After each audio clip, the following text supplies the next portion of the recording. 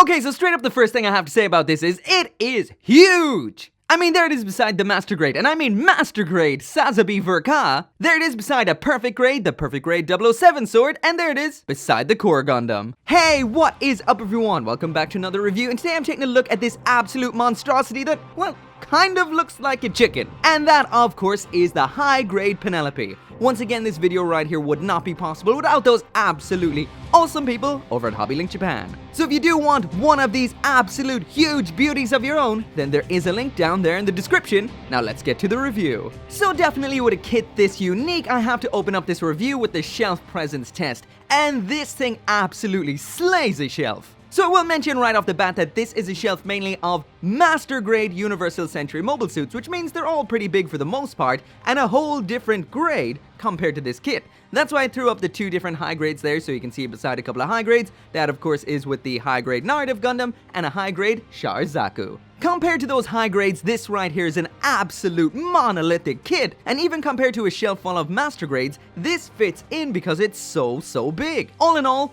does this pass the shelf presence test?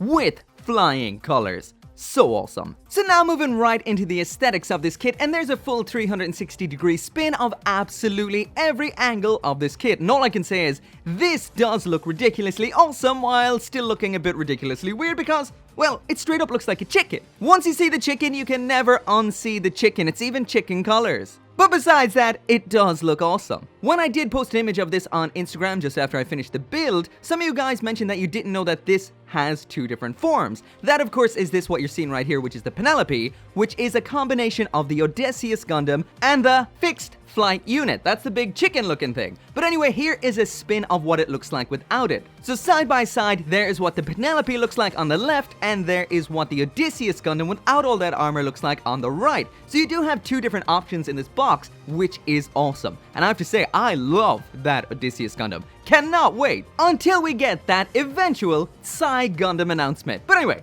let's continue. So before I actually move on to the next aspect of the review, which is the 5 things I love about this kit and the 5 things that I don't particularly love about it, I will mention that I do have both channel memberships and Patreon available if you do want to support the channel. Right now my goal is to move to 4K to up the production values of my videos. It's been a goal of mine for quite some time, getting steadily towards it, so if you're interested in helping out, link down there in the description. But anyway, on to the 5 good things. The first one is obvious. The size. This thing is colossal and there's not many high-grade kits that can rival this when it comes to sheer mass. The second good point then is expressive hands. This is something I believe should be in all kits. When you just get a pair of blocky fists with a square hole in them, it's a bit lame, I feel. This kit doesn't just come with a pair of widespread hands, we've also got a set of fists as well. Again, pretty cool. The next point is a little bit harder to show in a video, but you're just gonna have to take my word for it, and that is the fact that this has some premium plastic in it. It's buttery, easy to chop up, the detail in it is super sharp. Even though I just cut this right out, you won't see a single knob anywhere.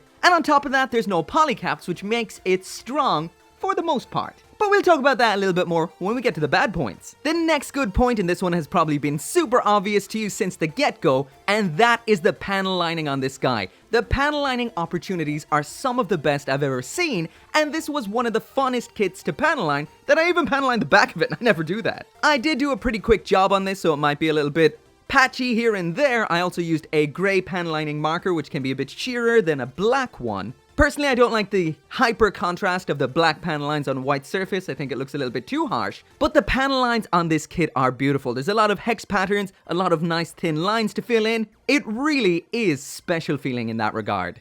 Definitely so fun to panel line. So without a single doubt, my favorite aspect about this kit, and the 5th good point, is the fact that you can choose between this right here, the Penelope, or purge all the armor for this right here, the Odysseus Gundam. So you do have the choice between 2, and of course sometimes that means you might want to buy 2, but either way, that is a really cool aspect, and I love the Odysseus Gundam. So sadly, it is not all good with the Penelope right here. We do have some bad points as well. Actually, we've got 5 of them. So the first bad point, I have to get this out of the way straight away because it is driving me mad, and that is this. You've probably been noticing this through the whole review so far, but any movement, and look at that wiggle, wiggle, wiggle, wiggle all over the place. This stand right here is absolute ass. I mean, seriously. I'm taking this guy off, and I will answer a question I got from one of you guys. Can it stand up without it? It most certainly can, but come off of that. My biggest issue with this stand right here is The first ever gunpla I built came with this stand. This thing is donkey's years old, whatever that means. But anyway, this right here, the bottom section, is exactly what you would have seen before with a lot of master grades, high grades, etc. It's hollow, it's crappy. And this stand, of course, comes new with the kit. That is for attaching it on. And if you look at the top here, this is not your standard base adapter. This is exclusive to the Penelope. So what that means is you have to use this base. There is no included part that matches this right here for using with a standard action base like this guy right here, or a bigger, stronger one like this one right here. So you're stuck with this guy, and that sucks. Expect a lot of wiggling and sagging to the side. The second bad point is this joint right here. This upper arm rotation is ridiculously loose. Look at that there. It will always keep flopping on you. It is an easy fix though, so no big deal. Bad point number 3 and bad point number 4 are both in the same general leg section. Bad point number 3 is the fact that this has ball joints for hips. That does mean that does limit the articulation out the way, but I'm sure that's probably for stability with all that armor, so once again, could be worse. And bad point number 4 is the fact that this has super hollow upper thigh armor. Get a look in there. You can actually see where the peg is attaching to the armor from the inner frame section. Now that is unusual. I've never seen anything like that before, and that looks pretty bad. Even when you do just throw it in some poses, that will be noticeable. And also we've got this hollow section around the back of the leg. I'll pop that off for a closer look. You can literally see right on through that. And the final bad aspect number 5, is the amount of color correcting stickers this comes with. Of course, this could be a whole lot worse. I've seen high grades with infinitely more than what you're seeing right here. But just for the sake of going through them, the ones on the left here, that is 1, 5, and 10, those are the usual camera reflective metallic stickers like you can see right up there in his head, on the chest sections here of the flight unit, and on the scope here of the rifle. And I will mention, I did fairly muck that one up a bit. Next up then, number 6 there, that's an obvious one again. That is your super typical generic Gundam eye sticker, this time in red. But then we've got some actual color inaccurate parts. Right there you can see 2, 3, 4, those are for red sections. All of those are for on the flight unit. That is here, here, and all the way back here, up here. These could be a whole lot worse. When it's held far away or something like that, you can't really notice. They match up with the plastic quite well, so could be worse. We've got some gray ones there, that is those 2 7s and 11 down there. The 7s are for under here on the shoulder section, that's those gray parts with the lines through them. 11, once again, is on the flight unit, that's in this thruster here, which is to make it look like these ones here. And honestly, it doesn't do that bad of a job. The last couple then are 8 in yellow and 9 in blue, that's this one and this one. And the main body of the flight unit strikes again. So the yellow one is down here, the blue one is here, these are under 2 clear segments, and once again, these could be a whole lot worse when it comes to parts that have stickers on them. Yeah, this could be a lot worse. So when it comes to the good points versus the bad points on this kit, without a single doubt, the good points win out, full stop. All in all, pretty awesome kit. So before I move on to the accessories, I will mention that when you're not using the fixed flight unit, you can display this separately to the Odysseus Gundam, which is pretty awesome. So this pretty much just all combines together in a slightly different way to the way it attaches onto the Odysseus Gundam. There are 2 different parts in here which have to be added to the mix in order to hold it together. These play a bit of a structural role, so I guess that does make it somewhat of a parts formation. This is all pretty simple. Once you've done it once, you'll be able to do it over and over again without the instructions. So once again, simple, effective, and not taking the wiggly old stand into consideration, it's quite solid and holds together great, and it looks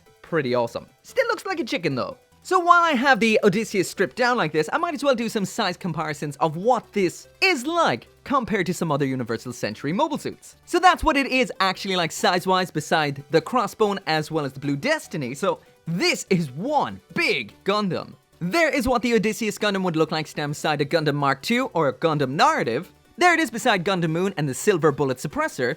And finally, that's how big the Odysseus Gundam would be standing side by side with Sazabi and New Gundam. So this Gundam is huge. So now moving on to the accessories, and there's the Odysseus Gundam, the fixed flight unit, and everything that they come with. So in here, as for weapons, we've got that beam rifle, a pair of standard pink beam effects. We have 5 hands in total, that's the pair of fists already attached to the unit, this pair of widespread hands, as well as a right hand with a trigger finger, an alternate wider set of hip joints, this is for using when it's Penelope, not Odysseus, and a pair of alternate grey chest vents. So first off, as for the hands, we've got a pair of fists like you can see right there. These do come out of the arms at a bit of an inward angle. I think that looks quite nice. And besides that, we've got that pair of widespread open hands. I will mention as well, this is an interesting ball joint because it can be held out quite far like that, which gives you a little bit more, or pushed all the way in so it looks a little more flush. You do get a little bit less articulation, but bring it out and you get a little bit more. Nice design. In here we also have a trigger finger holding hand. This of course is for holding the beam rifle, and it actually holds it so well that sometimes it's a little bit hard to get out, which is a good thing. Speaking of the beam rifle in question, here it is right here, in the same colors as the mobile suit. That is that white, navy blue. We've got a bit of red at the tip up here, and a foil seal for the sight. As for the hand, it attaches on simple as so. It holds on perfect. And once you actually stick on those fingers, they're not going to be coming off easily at all. Like I mentioned, it's actually a bit of trouble to get them off. As for the rest of the Odysseus Gundam's weapons, we've got the composite weapon unit on the arm. This essentially looks like a shield. This is a permanent fixture, and what I mean by that is if you do pop this off, it's just a series of pegs. It doesn't look particularly great under there because, well, it's not a piece of equipment that is meant to come off, so back on with that. These have a mega particle cannon up top, which can spin round just like that right there. Looking pretty cool. And this segment right here is this kit's beam saber, so the beam just pops in here just like that. I am an absolutely huge fan of when a mobile suit has its beam saber mounted somewhere on the arm like this right here. It makes a whole lot more sense than having to reach around to its side skirt or something like that and pull it out. This is an awesome design and looks cool. Also worth noting as well, you have the option of popping that into the barrel of the beam rifle, just like that there. As for the last couple of accessories in here, this is just for widening out the hips when it's Penelope, and these are just alternate chest sections. So that right there are the alternate chest vents that I mentioned. These are in gray. The standard original ones you would have seen already are just like the rest of the armor in that navy blue. So as for attaching the armor onto the Odysseus Gundam, it's actually quite simple. The feet, they just slot on like that, and like that. This bit drops down. This bit of armor then connects onto the back of the leg. Larger part then onto the side of the leg. Flip out the crotch. This segment then attaches on like so. Get them down. Pull out the shoulders. Up with the V-fin like so. And then bring this whole section then down over the head. Spread open the butt flap. And then this huge section just connects down there first. Then up top, just like that right there. Then just flip out that V-fin again, bring down the old chicken head, and there we go, Penelope complete. I will mention on a glass table like this, which has absolutely no traction, the waist does have a bit of a problem with keeping this up at times. So it may spread across like that, but once again, glass table. So now moving on to the articulation of the Odysseus Gundam, and as usual, from that head down. So right here we've got your standard double jointed giggity goo neck. So that means that can look all the way down, all the way up, quite good. We've got that side to side pivot, and that should turn all the way around. Also, these guys can move up like so. I will mention that the rear of the neck is super hollow. Some people may not like that. Because the way this is designed to have armor on it, the shoulders are quite restricted. First off, they can pull out like so. That, of course, is to attach the armor, or should I say the fixed flight unit, those little slots there in the shoulders. But besides that, we've got nothing that allows the shoulders to move forward and back like we usually would see. That's a bit of a trade-off for the stability of this moving and armor attaching gimmick. What we do have, however, is that full 360 spin there at the shoulder. This armor can move ever so slightly independently to the arm, but not a lot. This segment can move up and down to keep out of the way of those shields. As for raising the arm up at the shoulder, you can get that up pretty high like this, unless the shield is around on this side.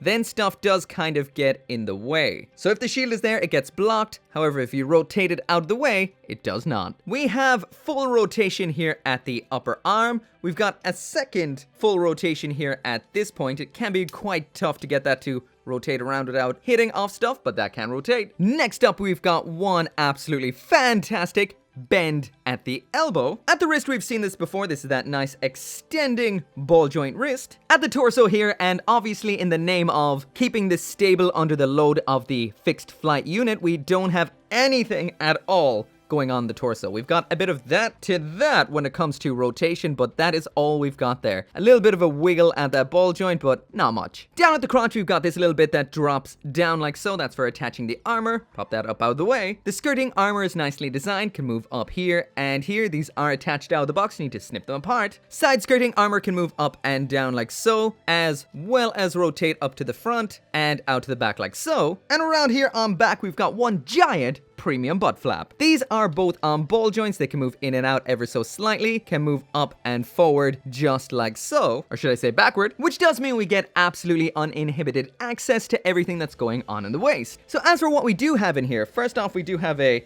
tilt side to side up inside of the waist like so, a rotation back and forward in there, so this is quite nice. Even though these are ball joints in here, they have done a lot to maintain the range of movement. For example, these feature a very small cutout on top to allow for a little bit more. And as for what we get in here, there's the kick up to the front. There is that absolutely awesome bend at the knee. We do get more up to the front if we drop the hip down like this, and then we can bring it up a bit further, and if you move this armor down like this, you can kick it up over that front skirting to get even more. Next up then, swing that round. There it is all the way out to the back, so that is pretty damn good. And as for the splits, these are ball joints, so you're not going to get the entire splits, but still not bad. Next up, we've got full rotation at the upper leg here. One more time, there is that bend, so nothing exciting happens here, no separating armor, nothing like that. You can see inside, which isn't good, but all in all, quite good. The ankle here is double jointed. We've got a rocking forward and back joint up in here. We've got a ball joint then for the ankle. This little segment here that can move up and down like this, that's all the movement to that. And of course, let's try out that movement, that functional movement on the ground. So first off, there it is all the way to the front. We have no bend upwards at the toe, so we're limited to that. There it is all the way out to the back. So once again, that is quite limited without it raising its foot off the ground. And there is the pivot to the ankle. That's quite bad as well. So ground poses, you're not going to be getting a whole lot out of this. But once again, this is all about flight, so this can move downwards like so for those flying poses. So the articulation on the Odysseus Gundam is good in some part, basic in others, and not great in others. But honestly, I didn't expect much from this at all. This is something that's going to have a lot of armor piled onto it, and when it comes to massive high grades like this, I didn't expect it to be as good as it is, so I am still impressed. So now back on the wiggly old base, and this is the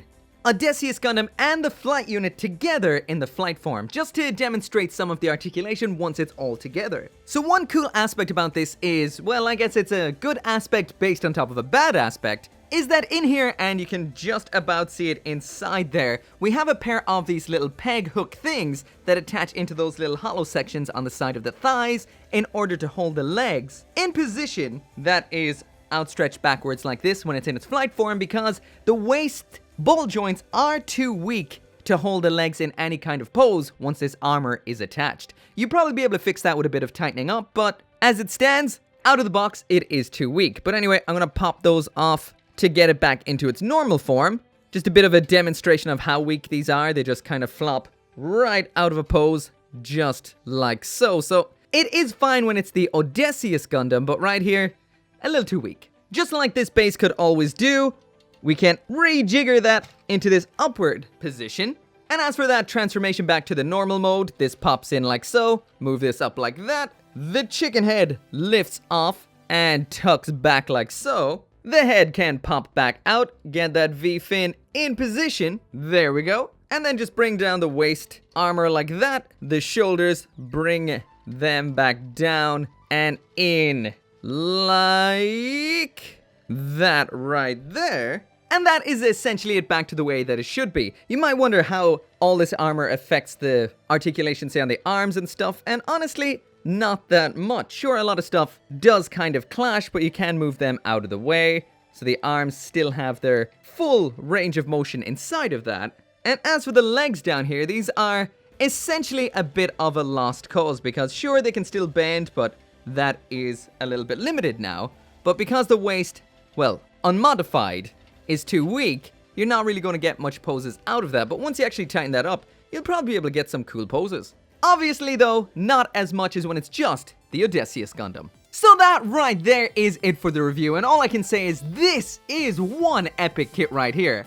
This isn't like any high grade I've ever built before. There's so much to it. It's huge, it's big, it's got two forms. The surface detailing's awesome, the build is fun, the plastic's great. This doesn't feel like a good high grade. This doesn't feel like a great high grade. This doesn't feel like an excellent high grade because it doesn't really feel like a high grade really. And that is exactly what Gundarium tier is, and that's what this is right here. Gundarium tier. Sure, there was a few negative things mentioned throughout the review, but each of those can all be discarded with just one word. For example, that stand is too wiggly. Well, it's the stand, it's not the model kit itself. There is a lot of foil stickers, color correcting stickers in here, but none of them are in critical areas. The ball joint waist is a little bit of a letdown, but tighten it up. Same with the upper arms, tighten them. And the fact that you can see into that upper thigh armor isn't really all that big of a deal most of the time. But this thing's positive aspects blow the negative ones completely out of the water. It looks absolutely fantastic, feels absolutely fantastic, and it is unlike anything I have ever built before. Such an awesome kit. Anyway, if you do want one of your own, there is a link down there in the description. You can get yours at HobbyLink Japan. Once again, thank you so much for watching. If you're interested in supporting the channel, helping me on that road to get into 4K video, then there is a link down there to the Patreon. There is also channel memberships on here as well. But honestly, just watching my videos is more than enough. So thank you as always. And of course, don't forget to come back for more Gunpla reviews. See you next time. Man, seriously, this has so many things going on in it that I absolutely and utterly forget about them and just see them right here. I didn't mention, although I did show it, you can stick the beam sabers up here, but what I totally forgot about is these armor sections here. These can be pulled off like so and reconnected in this upper slot right here, which shows this little bit of extra detail, this venting in the side. That isn't panel lined, but if it was, it would look like this one here, because I realized I panel lined one and forgot about the other. But anyway, thanks for watching.